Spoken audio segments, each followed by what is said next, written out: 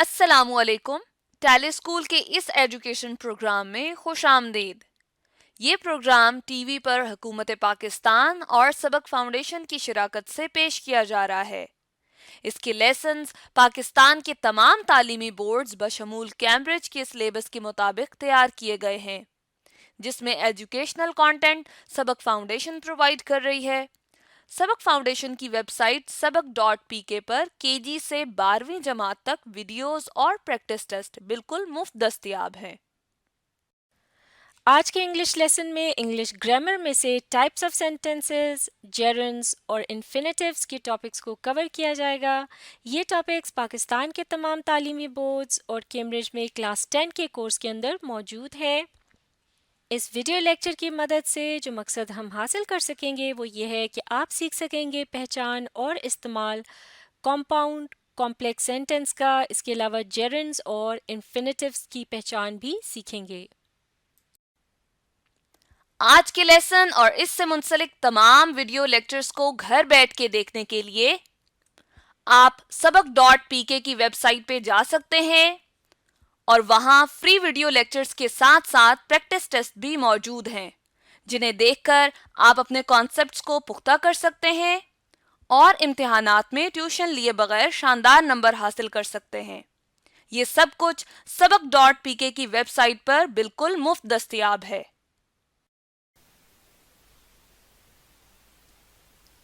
ہم پڑھ رہے ہیں types of sentences by structure, یعنی بناوٹ کے لحاظ سے جملوں کی اقسام. تو اس ویڈیو میں ہم اپنی بناوٹ کے لحاظ سے جملوں کی جس قسم کے متعلق پڑھیں گے اس کا نام ہے کمپاؤنڈ کمپلیکس سینٹینس. تو ایک کمپاؤنڈ کمپلیکس سینٹینس کیا ہوتا ہے؟ اس سے پہلے ہم کمپاؤنڈ اور کمپلیکس سینٹینس کے متعلق پڑھ چکے ہیں. تو اس قسم کا سینٹینس جو ہے یا جملہ، اس کے اندر کمپاؤنڈ اور کمپلیکس سینٹینس دونوں ہی موجود ہوتے ہیں. یعنی ایک کمپاؤنڈ کمپلیکس سینٹینس کے اندر موجود ہوتے ہیں two main ideas plus one اور more dependent ideas. Main idea کہتے ہیں ایک مکمل خیال کو یا ایک پوری بات کو، جبکہ ڈپینڈنٹ آئیڈیا ایک ایسی بات ہوتی ہے جسے مین آئیڈیا کے ساتھ ملا کر ہی پوری طرح سے سمجھا جا سکتا ہے. یعنی اگر اسے الگ سے دیکھا جائے تو بات سمجھ میں نہیں آتی. اس سے پہلے ہم پڑھ چکے ہیں کہ جملے کے جس حصے میں مین آئیڈیا موجود ہوتا ہے اسے انڈیپینڈنٹ کلاز کہا جاتا ہے. ایک کمپاؤنڈ کمپلیکس سینٹینس کے اندر دو انڈیپینڈنٹ کلازز موجود ہوتے ہیں اور اس کے علاوہ اس کے اندر ایک یا ایک سے زیادہ ڈپینڈنٹ کلاز موجود ہوتے ہیں. تو اس طرح سے اب ہم یہ کہہ سکتے ہیں کہ ایک کمپاؤنڈ کمپلیکس سینٹینس کے اندر کم از کم دو انڈیپینڈنٹ کلاز اور ایک ڈپینڈنٹ کلاز کا موجود ہونا ضروری ہے، یا پھر یہ تینوں چیزیں مل کر بنائیں گی. یعنی دو انڈیپینڈنٹ کلاز اور ایک ڈپینڈنٹ کلاز جب ایک ساتھ ایک جملے میں موجود ہوں تو اس قسم کے جملے کو کیا کہیں گے؟ یہ کہلایا جائے گا ایک کمپاؤنڈ کمپلیکس سینٹینس. اس ایگزامپل کی مدد سے سمجھنے کی کوشش کرتے ہیں. The match was long but we won it which made us happy. یعنی میچ لمبا تھا لیکن ہم اسے جیت گئے جس کی وجہ سے ہم خوش ہوئے. تو اس جملے میں سب سے پہلے استعمال کیا گیا ہے ایک انڈیپینڈنٹ کلاز کا، اس کے بعد آ رہا ہے ایک اور انڈیپینڈنٹ کلاز اور سب سے آخر میں استعمال کیا گیا ہے ایک ڈپینڈنٹ کلاز کو. انڈیپینڈنٹ کلاز جملے کا وہ حصہ ہوتا ہے جسے اگر جملے سے الگ کر کے بھی لکھ دیا جائے تو یہ ایک مکمل اور پوری بات ہوتی ہے اور اسے پڑھ کر پوری بات سمجھ میں آ جاتی ہے، جبکہ ایک ڈپینڈنٹ کلاز کو جملے سے الگ کر کے پوری طرح سے نہیں سمجھا جا سکتا اور اسے سمجھنے کے لیے انڈیپینڈنٹ کلاز کی مدد کی ضرورت ہوتی ہے. جیسا کہ اس جملے میں اگر ہم اس ڈپینڈنٹ کلاز کو یعنی which made us happy الگ کر کے دیکھیں تو اس کا مطلب ہوا جس کی وجہ سے ہمیں خوشی ہوئی. تو اگر اس بات کو آپ کسی سے کہتے ہیں تو وہ یقیناً آپ سے پوچھیں گے کہ آپ کو کس بات سے خوشی ہوئی. تو یہ ایک آدھی بات ہے، یعنی یہ مکمل جملہ نہیں ہے.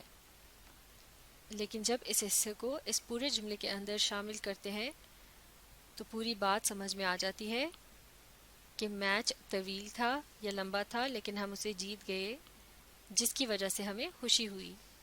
اب دیکھتے ہیں جملے کے شروع کے حصے کو. اس میں آ رہا ہے ایک independent clause. The match was long. اگر اس بات کو الگ سے بھی لکھا جائے دا میچ واز لانگ یعنی میچ لمبا تھا تو پوری بات سمجھ میں آ رہی ہے. اس کا مطلب ہے یہ ایک انڈیپینڈنٹ کلوز ہے. تو اس جملے کے اندر اس کے ختم ہونے کے بعد ایک کوما کے نشان کا استعمال کیا گیا ہے. اس کے بعد آ رہا ہے لفظ بٹ جو کہ ایک کنجنکشن ہے جسے کوآرڈینیٹنگ کنجنکشن کہتے ہیں. اور اس کوآرڈینیٹنگ کنجنکشن کے بعد وی وانٹ کے جو الفاظ ہیں یہ بھی ایک انڈیپینڈنٹ کلوز ہے. تو جیسے کہ اس سے پہلے ہم نے ایک ویڈیو میں سیکھا تھا کہ جب دو انڈیپینڈنٹ کلوزز کو ایک ساتھ لکھا جاتا ہے تو ان کے درمیان میں ایک کوما اور ایک کوآرڈینیٹنگ کنجنکشن کا استعمال کیا جاتا ہے. تو اس کا مطلب یہ ہوا کہ ایک کمپاؤنڈ کمپلیکس سینٹنس کے اندر دو انڈیپینڈنٹ کلوز اور اس کے علاوہ ایک یا ایک سے زیادہ ڈیپینڈنٹ کلوزز موجود ہوتے ہیں اور اس کے علاوہ اس کے درمیان کوما کے نشان اور کوآرڈینیٹنگ کنجنکشن کا بھی استعمال کیا جاتا ہے. تو کوآرڈینیٹنگ کنجنکشن دو مین آئیڈیاز کو آپس میں ملاتے ہیں ایک جملے کے اندر. تو اس طرح سے ایک کمپاؤنڈ کمپلیکس سینٹنس کا اسٹرکچر مکمل ہو جاتا ہے. اب دیکھتے ہیں ایک اور example. It is dark but we shall travel though it is difficult. یعنی اندھیرا ہو چکا ہے لیکن ہم سفر کریں گے اگرچہ یہ مشکل ہے. تو یہاں آپ دیکھ سکتے ہیں اٹ از ڈارک یعنی اندھیرا ہے. یہ ایک مکمل خیال ہے. ایک طرح سے یہ اس جملے کے اندر موجود ایک چھوٹا اور مکمل جملہ ہے لہٰذا اس کے اندر ہم کہیں گے ایک مین آئیڈیا موجود ہے. اور اس طرح سے یہ کیا کہلایا جائے گا؟ یہ ہے ایک انڈیپینڈنٹ کلوز. اس جملے کا دوسرا مین آئیڈیا اور اسے بھی اس جملے کے بغیر بھی سمجھا جا سکتا ہے لہٰذا یہ بھی ایک انڈیپینڈنٹ کلوز ہے.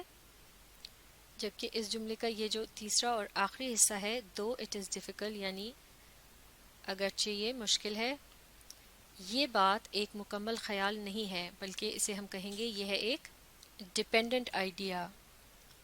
اس ڈیپینڈنٹ آئیڈیا کو مین آئیڈیاز کی مدد سے ہی سمجھا جا سکتا ہے کیونکہ اگر ہم صرف اتنا ہی کہیں کہ اگرچہ یہ مشکل ہے تو سننے والا یقیناً یہ پوچھے گا کہ کیا مشکل ہے، کیا بات مشکل ہے. تو پھر یقیناً اس کے جواب میں یہ پوری بات بتانی ہوگی. It is dark but we shall travel though it is difficult. تو اس طرح سے جملے کا یہ حصہ جو ہے یہ کہلایا جائے گا ایک ڈیپینڈنٹ کلوز کیونکہ یہ ڈیپینڈ کر رہا ہے یا اس کو سہارے کی ضرورت ہے مین کلوزز کی یعنی انڈیپینڈنٹ کلوزز کی. تو اس طرح سے اپنے اسٹرکچر کے لحاظ سے یہ جو مکمل جملہ ہے یہ کس قسم کا جملہ ہے؟ اس میں موجود ہیں دو مین آئیڈیاز اور ایک ڈیپینڈنٹ آئیڈیا لہٰذا یہ کہلایا جائے گا کمپاؤنڈ کمپلیکس سینٹینس. اس ویڈیو کو اور بھی اچھی طرح سے سمجھنے کے لیے کمپاؤنڈ سینٹینس اور کمپلیکس سینٹینس کے متعلق بنائی گئی ویڈیوز کو دیکھنا بھی بہت ضروری ہے. ان میں تفصیل سے بتایا گیا ہے کہ کمپاؤنڈ سینٹینس کیا ہوتا ہے اور کمپلیکس سینٹینس کیا ہوتا ہے. جیسے کہ ایک کمپاؤنڈ سینٹینس کے اندر دو مین آئیڈیاز موجود ہوتے ہیں جبکہ ایک کمپلیکس سینٹینس کے اندر ایک مین آئیڈیا اور ایک ڈیپینڈنٹ آئیڈیا موجود ہوتا ہے. جبکہ کمپاؤنڈ کمپلیکس سینٹینس کے اندر آپ نے اس ویڈیو میں دیکھا کہ دو مین آئیڈیاز اور ایک یا ایک سے زیادہ ڈیپینڈنٹ آئیڈیاز موجود ہو سکتے ہیں. تو ان ایگزامپلس کو دیکھنے کے بعد اب ہم آسانی سے سمجھ سکتے ہیں کہ ایک کمپاؤنڈ کمپلیکس سینٹینس کیا ہوتا ہے. Compound complex or mixed sentence has two main ideas and one or more dependent ideas. یعنی ایک compound complex sentence جسے mixed sentence بھی کہا جا سکتا ہے اس کے اندر ہوتے ہیں دو main ideas اور ایک یا ایک سے زیادہ dependent ideas. مین آئیڈیا کہتے ہیں مکمل اور پوری بات کو جبکہ ڈیپینڈنٹ آئیڈیا ہوتا ہے جو کہ ایک مکمل یا پوری بات نہیں ہوتی بلکہ اسے سمجھنے کے لیے مین آئیڈیا کے ساتھ ملا کر سمجھنے کی ضرورت ہوتی ہے.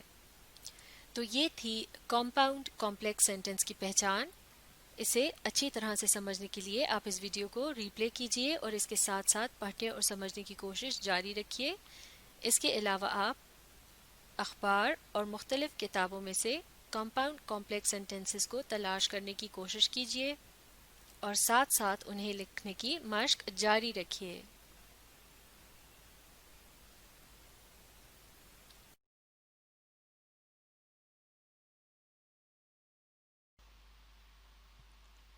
اس ویڈیو میں ہم پڑھیں گے جیرنڈ کے متعلق۔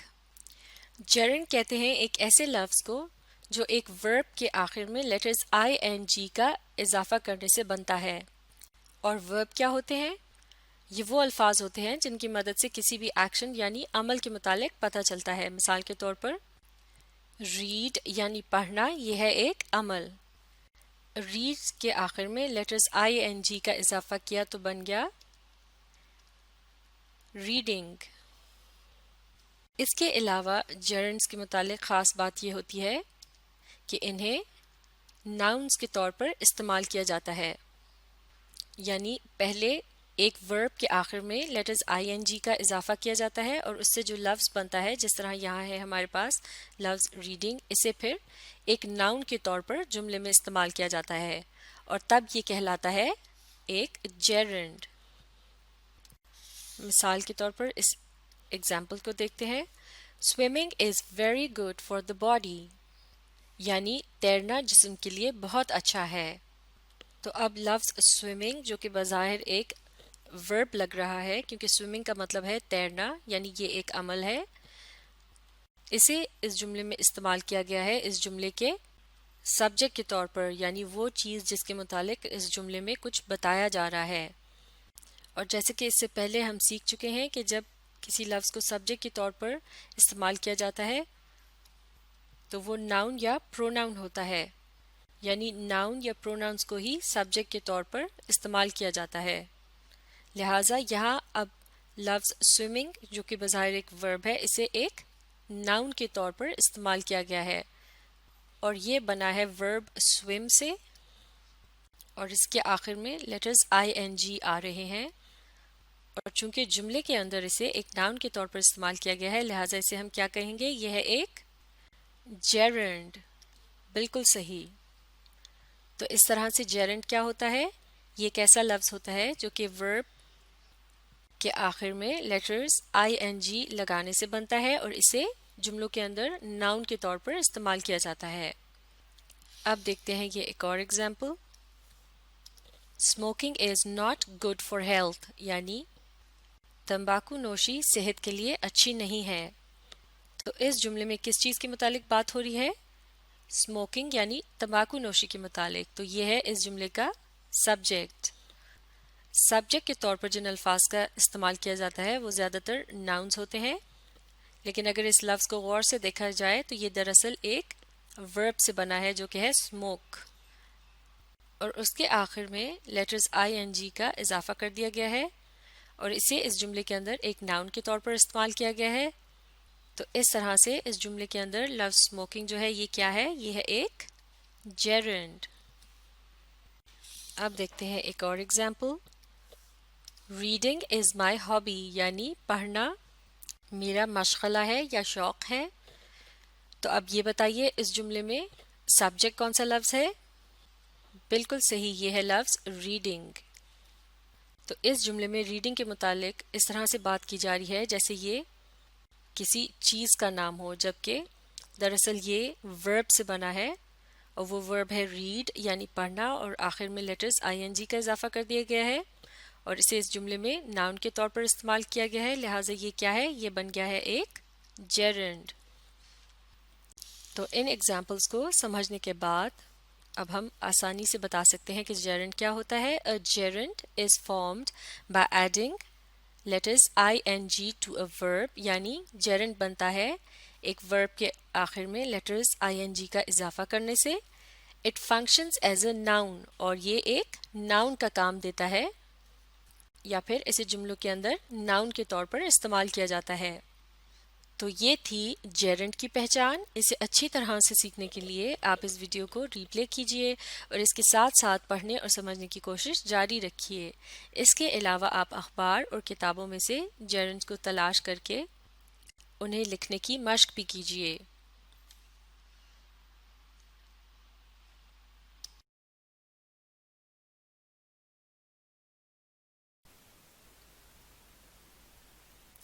اس ویڈیو میں ہم پڑھیں گے انفینیٹیو کے متعلق. تو انفینیٹیو ایک ایسا لفظ ہوتا ہے جو کسی بھی ورب سے پہلے لفظ ٹو کا اضافہ کرنے سے بنتا ہے. مثال کے طور پر لفظ ریڈ یعنی پڑھنا، یہ ہے ایک ورب یعنی ایک ایسا لفظ جس سے ایک عمل کے متعلق پتہ چل رہا ہے. تو ریڈ سے پہلے لفظ ٹو کا اضافہ کرنے سے ہو جائے گا ٹو ریڈ. تو یہ تو بات ہو گئی کہ انفینیٹیو بنتا کیسے ہے، لیکن اب بات کرتے ہیں کہ اسے استعمال کس طرح سے کیا جاتا ہے. تو ورب سے پہلے لفظ ٹو کا اضافہ کرنے کے بعد اسے ورب کے بجائے جملوں میں استعمال کیا جاتا ہے ایک ناؤن کے طور پر، یا پھر ایک ایڈجیکٹو کے طور پر، یا پھر ایک ایڈورب کے طور پر.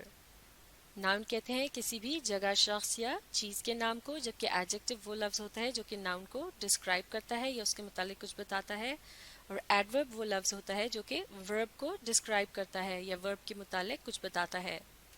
اس کے علاوہ ایڈوربز وربز اور دوسرے ایڈوربز کے متعلق بھی معلومات دیتے ہیں. تو انفینیٹیو کیسے بنتا ہے؟ ورب کے شروع میں لفظ ٹو کا اضافہ کرنے سے، یعنی ورب سے پہلے لفظ ٹو لگا دینے سے. اور پھر اسے استعمال کس طرح سے کیا جاتا ہے جملوں کے اندر؟ ناؤن، ایڈجیکٹو یا ایڈورب کے طور پر.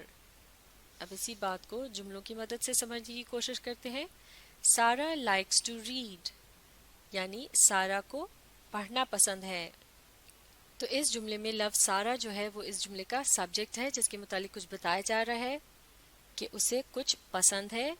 اور یہاں لائکس کا لفظ یہ ہے ایک ورب، اور سارا کو کیا پسند ہے؟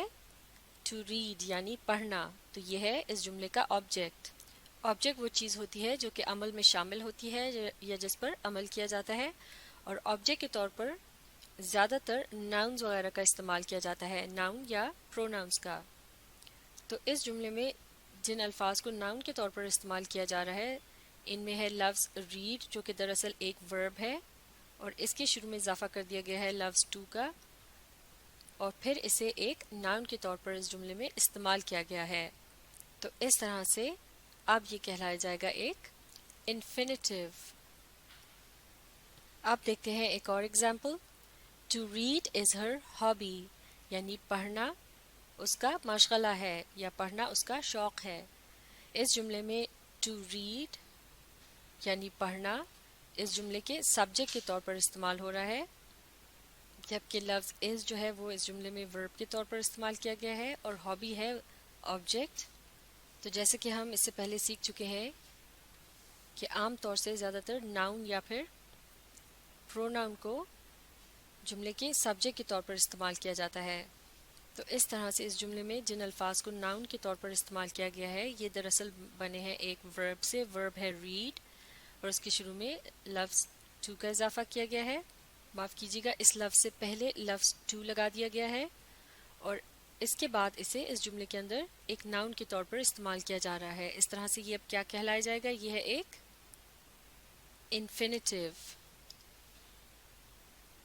اب دیکھتے ہیں ایک اور example. She has a book to read in her free time. She has a book to read in her free time یعنی اس کے پاس فارغ وقت میں پڑھنے کے لیے ایک کتاب ہے. تو اس جملے میں لفظ she جو ہے یہ اس جملے کا سبجیکٹ ہے جس کے متعلق انفارمیشن دی جا رہی ہے. لفظ has یہاں ورب کے طور پر استعمال کیا گیا ہے، اور book جو ہے آبجیکٹ ہے، جبکہ ٹو ریڈ کے الفاظ کا اس جملے کے اندر استعمال کیا گیا ہے ایڈجیکٹو کے طور پر. اور ایڈجیکٹو وہ الفاظ ہوتے ہیں جو کہ ناؤن کے متعلق انفارمیشن دیتے ہیں، جیسے کہ بک ایک ناؤن ہے، اور ٹو ریڈ کے الفاظ سے پتہ چل رہا ہے یعنی کتاب کو کس مقصد کے لیے استعمال کیا جانا ہے. ٹو ریڈ یعنی پڑھنے کے لیے. تو ٹو ریڈ کے الفاظ کتاب کے متعلق انفارمیشن دے رہے ہیں، لہٰذا یہ ایڈجیکٹو کے طور پر اس جملے میں استعمال کیے گئے ہیں. جبکہ لفظ ریڈ جو ہے یہ ایک ورب ہے اور اس سے پہلے لفظ ٹو کا اضافہ کرنے سے اسے اس جملے کے اندر ایک ایڈجیکٹو کے طور پر اب استعمال کیا گیا ہے. تو اس طرح سے کیا کہلایا جائے گا؟ یہ بن گیا ہے ایک انفینیٹیو، جیسے کہ ہم نے سیکھا تھا کہ ورب سے پہلے لفظ ٹو کا اضافہ کرنے کے بعد انہیں ناؤن، ایڈجیکٹو یا ایڈورب کے طور پر استعمال کیا جاتا ہے، تو تب وہ کہلائے جاتے ہیں انفینیٹیو.